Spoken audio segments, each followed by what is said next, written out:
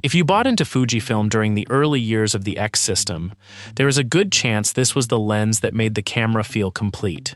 The XEF 35mm f1.4 was small, bright, mechanically familiar, and capable of photographs that convinced many DSLR users. Mirrorless was becoming something serious, but the system has changed. Autofocus is faster, sensors are more demanding, and Fujifilm now has a newer 33mm f1.4 built for modern bodies. So does the original still offer something genuinely special, or are photographers simply remembering how it made them feel 14 years ago? You are watching Alt Buzz Lenses, where we revisit the lenses photographers used, trusted, and never completely forgot. And if that sounds like your kind of story, this is a good moment to subscribe before the case begins.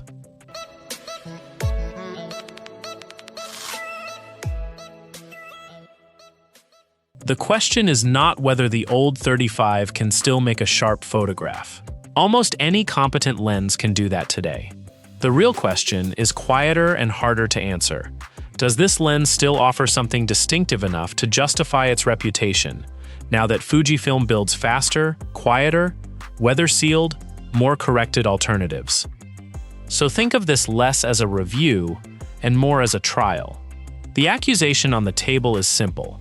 The XF 35mm f1.4 is no longer exceptional, and photographers only keep praising it because it reminds them of the early X-System years. We will hear the defense, we will hear the prosecution, and by the end, you can decide the verdict for yourself. In 2012, Fujifilm was not defending an established system. It was asking photographers to trust a brand new one.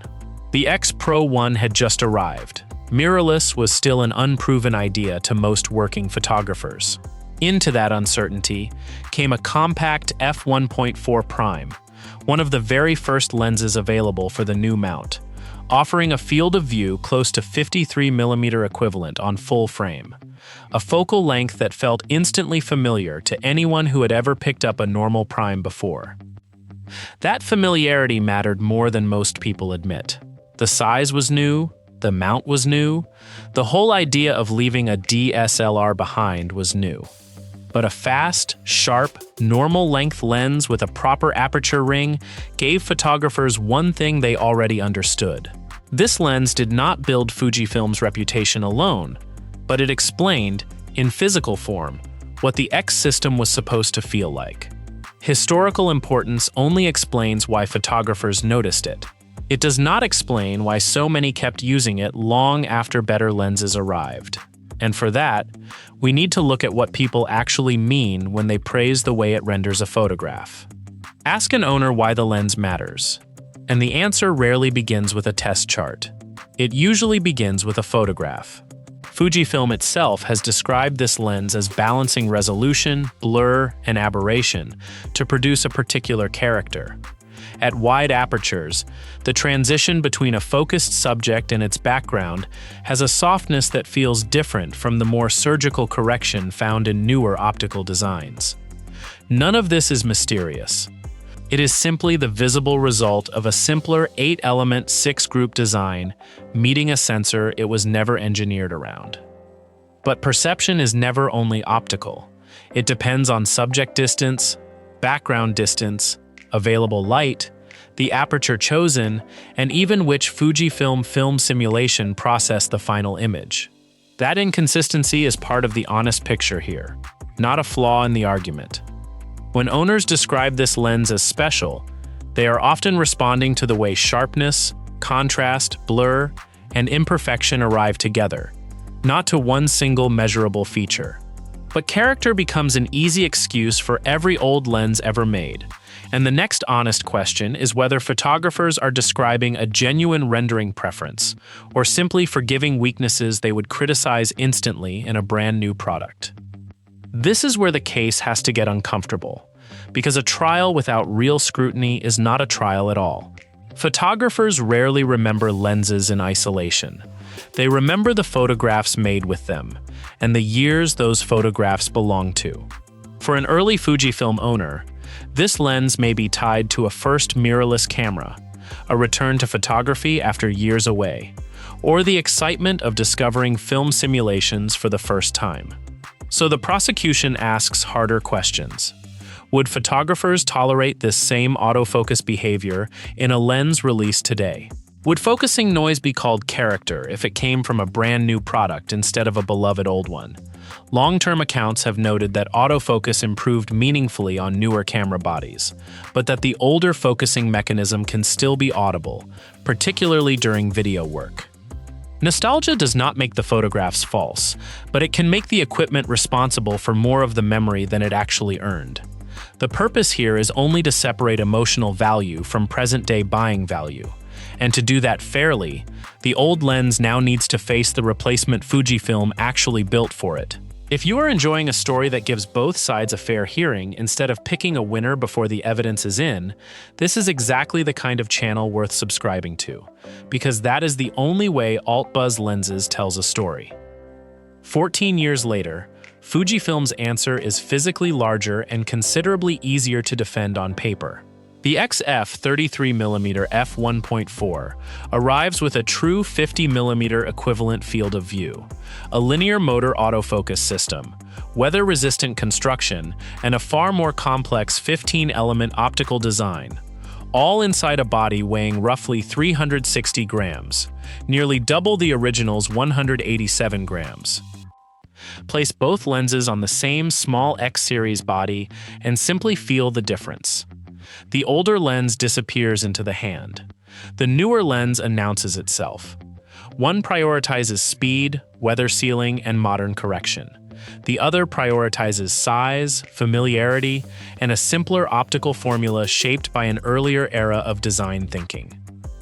The newer lens wins nearly every measurable argument you could put in a spec sheet. But ownership was never a laboratory test, and the older lens still holds one advantage Fujifilm cannot print on a data page.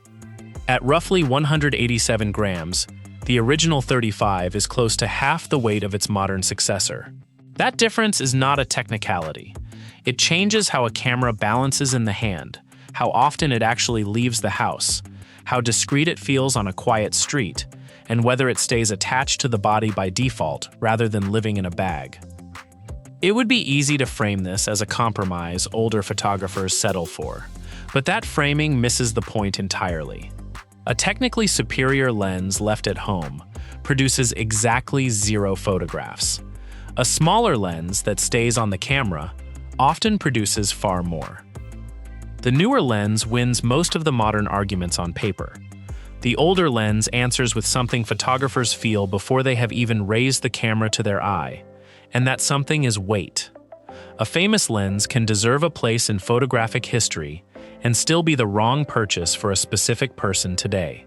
The original 35 still makes sense for photographers who value compact primes, existing Fujifilm users chasing a classic normal perspective, still photographers rather than autofocus-dependent video shooters, and long-time owners who understand exactly which quirks come bundled with the experience. The newer 33 earns its price for professional event work, continuous autofocus demands, hybrid photo and video production, and anyone shooting outdoors where weather resistance genuinely matters. Neither lens is correct for someone who simply wants the smallest possible Fujifilm prime, or who is buying only because other photographers keep calling it magical without explaining why. Current pricing for the original commonly sits well below the newer lens, with used copies appearing even lower depending on condition and retailer. The old 35 is still worth buying once you understand exactly which compromises are part of the deal. It becomes a poor purchase the moment reputation is the only reason for buying it. Here is the detail that gives this story a reason to exist right now. Fujifilm's 2026 Focus on Glass concept program has publicly explored ideas around reviving this exact lens, potentially with silent high-speed autofocus or a reworked optical design.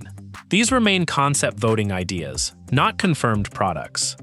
But the interesting part was never the rumor itself. Fujifilm does not appear to be asking owners to simply forget this lens and accept a fully corrected replacement. The most revealing evidence of its reputation may be that photographers are asking Fujifilm to preserve what worked and quietly repair what aged. So, still technically competitive.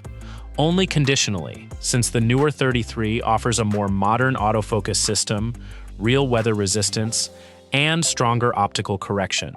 Still emotionally distinctive. Yes, without question. Mostly nostalgia. Partly, but not entirely. Because nostalgia strengthens this reputation without having created every quality photographers actually value. The Fujifilm XF 35mm f1.4 is not still special, because time stopped in 2012. It is still special because 14 years of progress have not produced another lens with exactly the same balance of size, handling, rendering, and history. The newer 33 is the better modern tool. The older 35 remains the more distinctive experience. If you have owned this lens, tell us in the comments what actually kept it in your bag. The size, the rendering, the handling, or simply the memories attached to it. And if you had to choose today, would you take the original 35 or the newer 33? A lens does not remain special by refusing to age. It remains special when photographers can see every weakness clearly and still know exactly why they would choose it anyway. For more honest stories about the lenses photographers used, trusted, and never completely forgot, subscribe to Alt Buzz Lenses, and we'll see you in the next one.